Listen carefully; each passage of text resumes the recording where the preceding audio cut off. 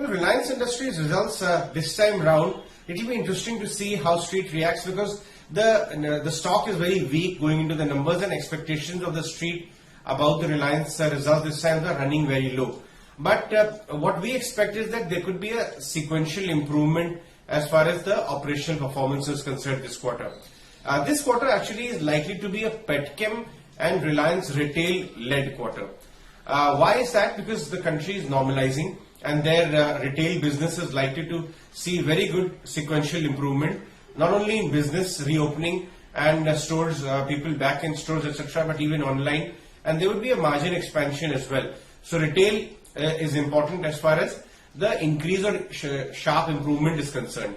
The other of the end of the business, the consumer business, which is Geo, is likely to be steady.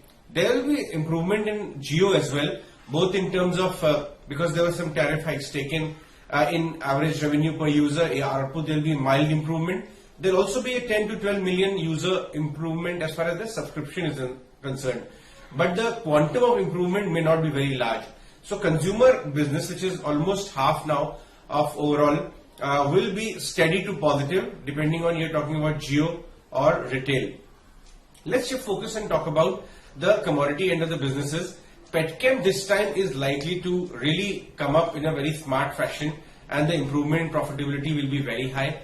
Not only because demand has come back, but also because pricing and volume led growth will happen. So demand improvement, volumes have gone up and pricing has also gone up. So there will be a sharp improvement in the Petchem end of the business as well. Refining continues to languish, it continues to remain soft. Singapore refining margins have been soft. So flattish kind of refining margins is what we are expecting and the contribution from refining will be on the low side. Net, when you look at the numbers, we understand it's going to be a steady set of numbers. But don't forget the biggest driver of the stock price last couple of months actually has been the constant deals which have happened.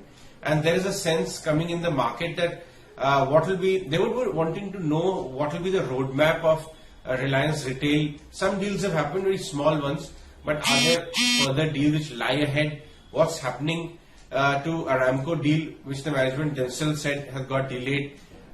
Is there a stake sale to other players which is being considered, especially in the oil to chemical business?